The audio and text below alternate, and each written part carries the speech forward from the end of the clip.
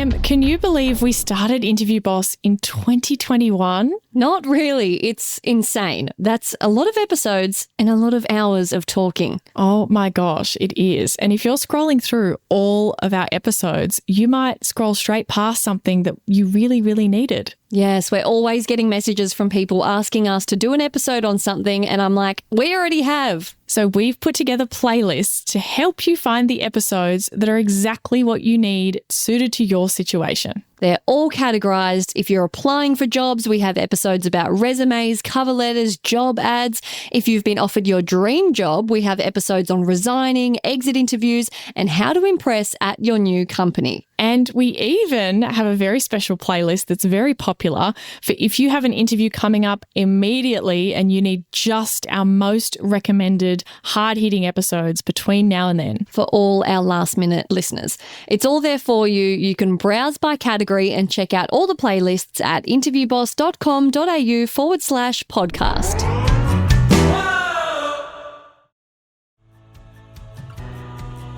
Yeah, I'm like, you got to look them all in the eye and be like, individually, sorry.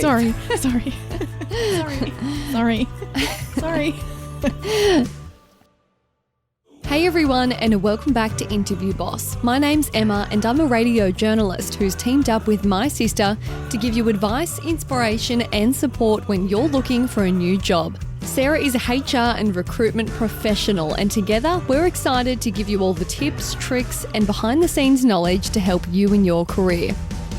Hey, Em, and welcome back, everyone. Em, we are shouting out someone who shouted us some coffees. That's right, and this, I know I say this all the time, but this has to be one of my favourite shout-outs. It's just so good. It doesn't mean anything anymore. No, they're all so good. So Nitra shouted us some coffees. She says, "Hi Emma and Sarah, I'm so thankful for the work you're doing. I started listening to your podcast on my 50-min commute into a job that has burnt me out, and it gave me the confidence boost I needed to breeze through my interviews for a job in a new field. I just got an offer for my dream job. Better culture, fully remote, fewer hours, better benefits, and a 25% salary increase. I even tried negotiating for more. They said no, but I'm not sure I would have tried without the mindset shift you both provided me." That's what we call shooting your shot. I know. Thanks again for everything you do. P.S. I'm from the US, but my sister recently got her Australian citizenship. I love hearing your Aussie accents and imagining I'm also a cool dual citizen hanging out with my new besties. This is the second shout out in the row with besties themes, which I just am obsessed with. It's because you say bestie. I do. Bestie. Hey, besties. That's my slang. But I want to unpack so many things in her shout out. Firstly, we've got themes of burnout. Like we said, we've spoken about before, interviews are your way out of a shitty job, a bad manager, a position that you're not happy in. She also got a new field, so she's done a career change. What about less hours, more money? Oh, less hours, more money. That is literally the dream. Remote, better benefits. And I love the part about she tried negotiating for more. They said no, but she tried, and she's not dying of cringing about it. She's like, it is what it is. Like, I shot my shot. And that is the whole point of shooting your shot. You do it anyway and you just have a go. Exactly. And she knows that she didn't leave anything on the table, right? That's the thing. You go in there knowing that the 25% was the best you were going to do. How good's that? You know that you didn't let yourself down. Nitra, love you so much. We are besties. That's incredible. If you want results like her, check out Sarah's one-on-one sessions. You can find out all about them at www.interviewboss.com.au/coaching. And as always, we like to take inspiration from our listeners. We want to produce the content that you ask for. So if there's something you want us to cover, send us a message and we will endeavour to put it on our list. We love hearing inspiration from you guys. Otherwise, I have to come up with stuff from my experiences, which is where today's episode came from. On that note, yes, today's topic is what to do when you're running late for an interview. Yes. And hey, obviously it kind of goes without saying, Em, before you are late, what should you try and do? Not be late. Yeah, correct. Let's try and not be late. Set yourself up for success. So try not to be late in the first place. But hey, we don't judge, and it happens. It happens. So if you're running late, or if you know that you might run late, listen to this episode before it happens so that you know what to do. So if you're running late, still go. Yes. I've seen this happen before where people are like, oh, I've missed it. And they ghost, which is like worst. What's the time frame of still go? Like if we're 20 minutes late, do we still go? Well, we'll get to that in a second. But yes, you should still go. You should still at least offer to go or like do your best to actually go. Okay. Because otherwise, if you cancelled, it sounds like you weren't actually on your way because, like, I feel like being late should mean, like, you know, you genuinely were on track to make it in time, but something's popped up and there's traffic and you're going to be a little bit late. But if you're going to be stupidly late, it looks like you just didn't leave anywhere near the right amount of time and, like, you were never going to make it anyway. So, yeah, you left at the time you were meant to be there and they're like, what is this?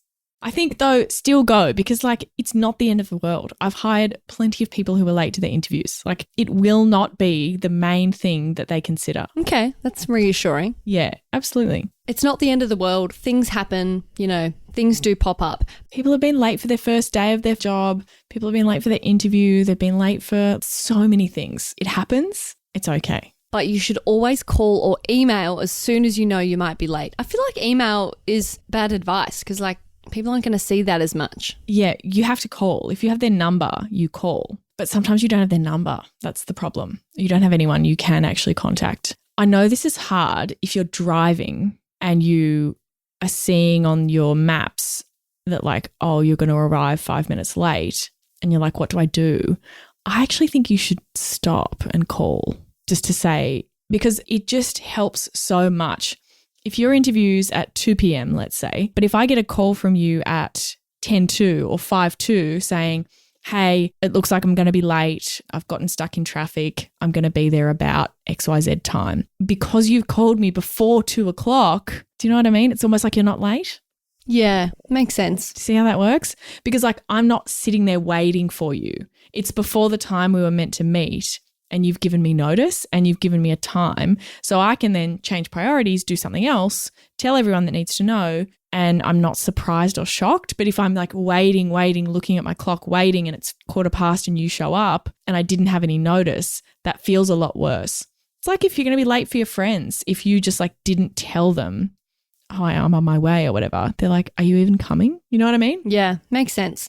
And a hot tip on how you mentioned you might not have their number. Try looking up their just office number and like speak to the reception lady, even if it's a massive corporation. Be like, hey, I had an interview booked in with Sonia from accounts at 1. I'm running late. Can you please let her know? They'll pass it on. Yep, exactly. And give an estimated time of arrival as well. That can be really helpful. I'm running about 10 minutes late. And if you're running 15, don't say 10. Say 15. Yeah, you know what I mean? Like don't make it worse by being late for the time that you said. I used to have a chronic late problem. And I say used to because I now have a medium late problem, but I've gotten a lot better. I think our listeners will know that when you were talking about turning up to work 10 minutes not being a big deal. 7 minutes late. But yeah, I've since gotten way better and I get to work early most of the time. But yeah, I used to have a chronic late problem with appointments, and this would happen to me running to appointments, and I'd call up on the way and be like, I'm so sorry, I am coming, I'm just running late. And I always say I'm less far away than I am, but actually it just creates more panic because I'm racing against an impossible time because I'm further away than I said I was. Exactly. Whereas if you had have said, okay, let's say you're 15 minutes away, let's say you said 20 minutes and you're like, I'll be there at 20 past. And then you're able to get there at 17 past and you're like, like give yourself that grace, and also them too. I've had this before where people are coming from work because again, with interviews, like we have to work around you, right? And if you've gotten caught up at work and you couldn't leave, hey, I can't make it until X amount of time. I'm only just leaving now. Is that okay? Can we move it by half an hour? I've done that so many times for people and been totally okay with it. But just give them the correct estimate, because if you make me push it by half an hour and I've like said to my partner, oh, can you wait for our thing that we were going to go to by half an hour? And they're like, yeah, half an hour is fine. But then the person's actually 45 minutes behind. You know what I mean? Like I've shuffled you, but if you had said 45 minutes, I would have been like, let's just reschedule. Make sure that you're really clear about that. Hey, Interview Boss listeners, if the podcast just isn't doing it for you and you need way more help to prep for your next interview, we have the perfect thing for you. Interview Academy. Em, tell us all about it. This is huge. This is the love child of Sarah after doing hundreds of one-on-one coaching sessions, finding out what people struggle with the most, common mistakes. Sarah has created the ultimate course that you can do in your own time, self-paced, heaps of modules, videos, interactive quizzes, a workbook that will become your Bible by the end that you can take with you into your interview, because if you're a long-time listener, you know that we endorse taking notes into your interview. It's a game changer. Check out more about it at interviewboss.com.au/interview academy. Now, when you get there, finally, apologise once you arrive to each person. Does this mean if it's a panel interview, you look at each one and go, I'm so sorry, I'm so sorry, I'm so sorry? Well, I just mean that, like, if someone greets you at the door and it's me and you say sorry to me, but then I walk you in and the manager's in there, you should say sorry to them as well. If they're all together, just say it once. That's fine. Yeah, I'm like, you got to look them all in the eye and be like, individually, sorry. Sorry. Yes, makes sense.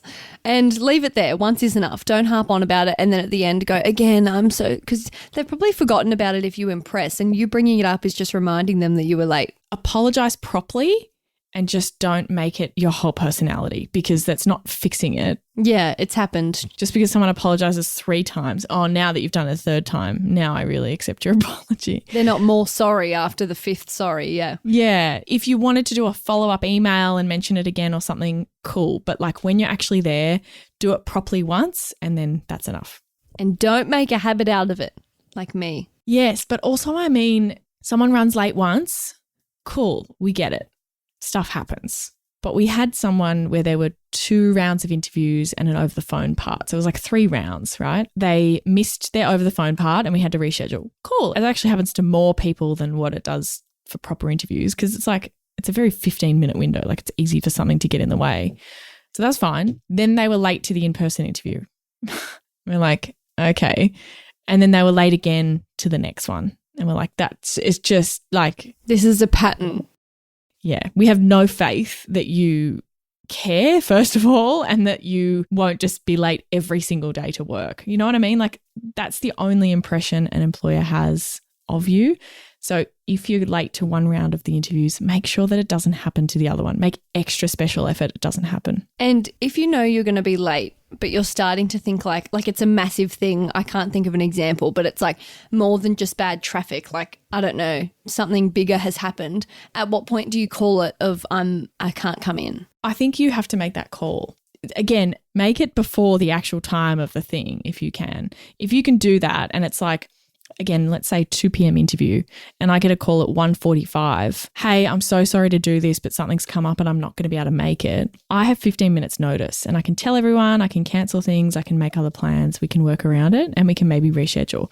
I'm going to be so much more happy about that if you've told me before the time than if you call me at 2:15 when I'm sitting there prepared waiting for you and then you've told me you're not coming.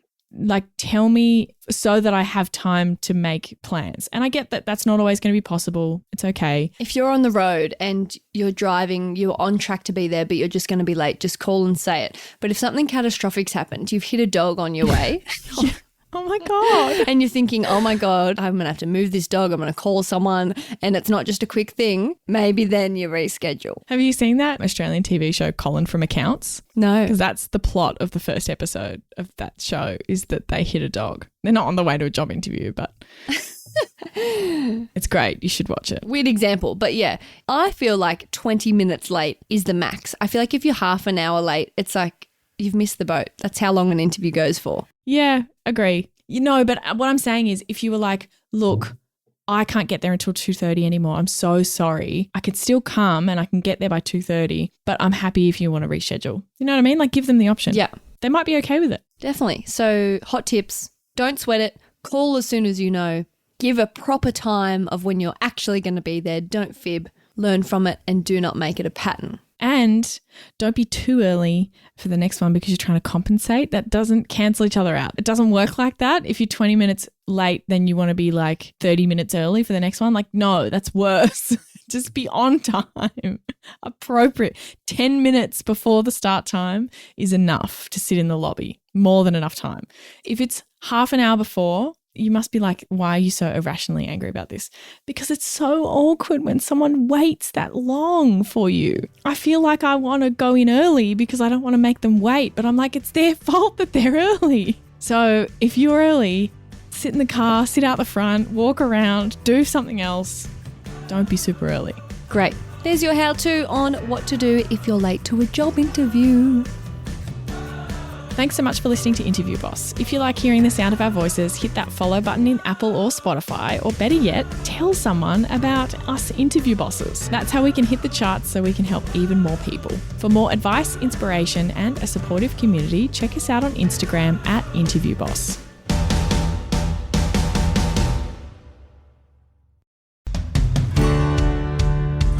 We've been your job search besties and helped you in some way. There's a cool way you can support the show. Shout us a virtual coffee. We get a huge kick out of reading all of your success stories. Head to buymeacoffee.com/interviewboss and shout us a cuppa. If you keep us caffeinated, we can keep the content coming.